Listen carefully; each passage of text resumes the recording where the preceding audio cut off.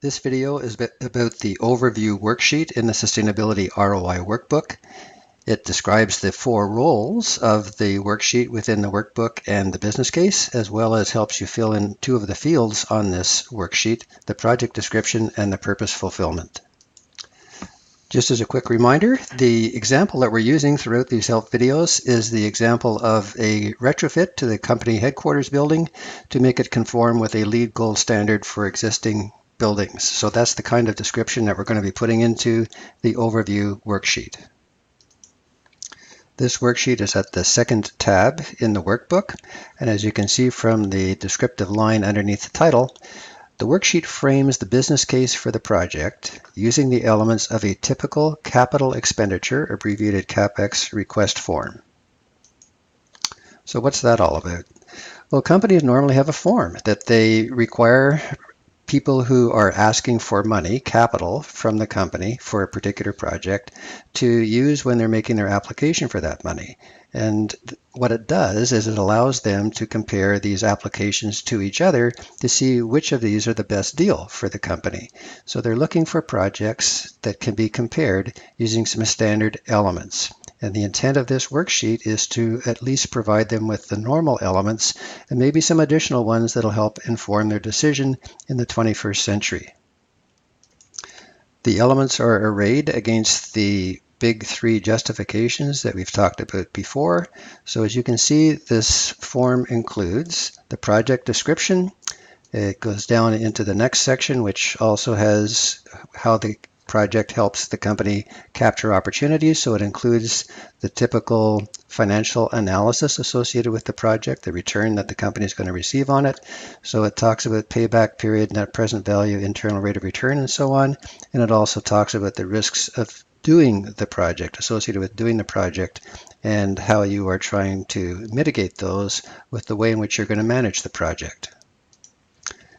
You'll notice that some of the line items are asterisked, and as the footnote down at the bottom shows, that in addition to the traditional financial analysis or ROI criteria, the workbook includes some important factors to consider in the more demanding 21st century business environment.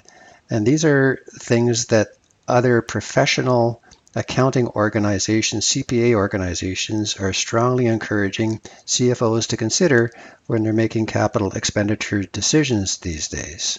So specifically, you'll notice that the risks of not doing the project are going to be included here. The market value potential, that is to say, the way in which this project may help increase the value of the stock of the company or its assets, the value of its assets, its buildings, its equipment, etc., and so on. So the ones that are asterisks are ones which are maybe not included in the typical form or the form that's being used by your company. So what you want to do is get the form from your finance department, your CFO, and see what's on it. And make sure that this overview contains at least the data that they're looking for in the way in which they normally look at projects, and kind of get prior agreement from them that this additional information is going to be useful to them when they're making their decision. In other words, that it matters, that it's going to be weighted more than 0 when they're looking at the various factors and trying to make a decision on whether they're going to put money into this project or not.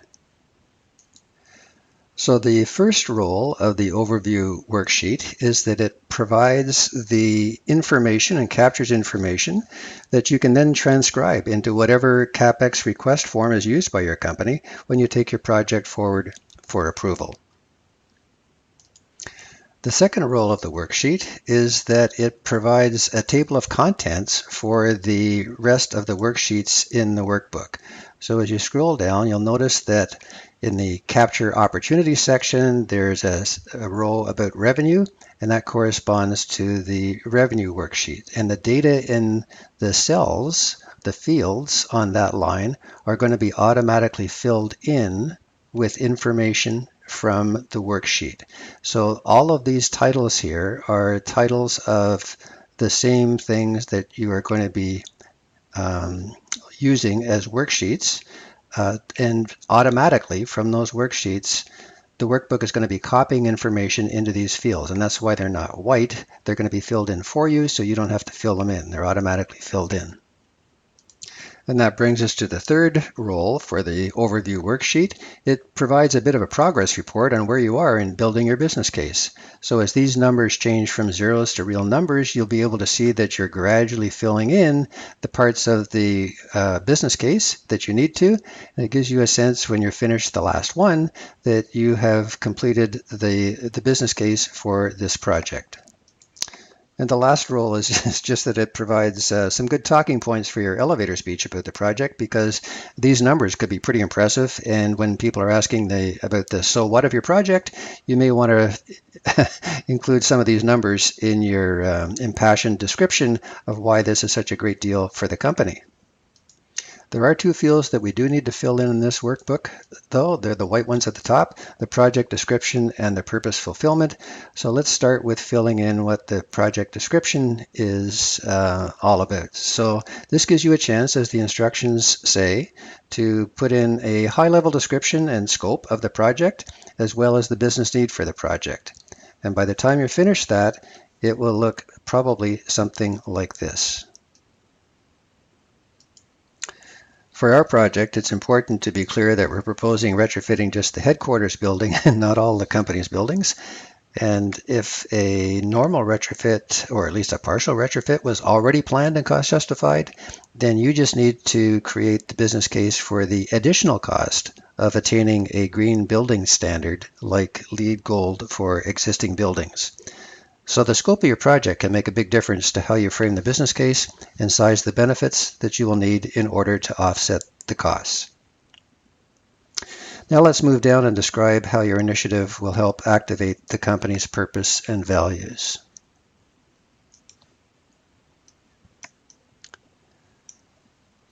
So the company's purpose, mission, vision, principles are usually in company documents, reports, websites, etc. So do your research to determine what they are, and then take a look at your project and assess the extent to which your project is going to help the company fulfill those things.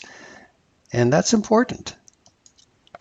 The more a company's purpose resonates with its stakeholders, its customers, its employees, its investors, the more they will trust the company. And showing how this project helps the company fulfill its purpose reinforces that it will help improve its reputation, its brand value, and social license to operate with its stakeholders. It's important enough to be a weighted decision criteria. So your completed purpose fulfillment field might look like this for your headquarters green retrofit project. If you find that you need more space to be able to include what you would like to in this field, you just grab the border, the bottom border of the cells, and move it down and give you more space. You can move it up to resize it, so you can adjust it to whatever is appropriate for the amount of information that you have. Notice that you can also change column sizes as well. You can move it to the right, move it to the left. So there may be some fields later on that you need to expand to be able to accommodate numbers that are a little bit larger than the field will accommodate. So feel free to adjust the column sizes and the row sizes as appropriate for your input. So consider the project description and the purpose fulfillment boxes as good drafts and good conversation starters with the people that you're going to be having dialogues with about the project, including the decision makers. And it might be a good way to start the conversation with them and seeking their agreement for what you've put in there. And they may see alignments with other important things that you should add or punch up in these important parts of the proposal. So that's an overview of the overview worksheet. It provides 4 roles in the workbook. It gives you the information that you need to fill in the form that you're going to submit to finance for approval for the project. It's a table of contents for the overall workbook. It gives you a progress report on how you're doing as those fields change from zeros to some real numbers as you fill in the other worksheets.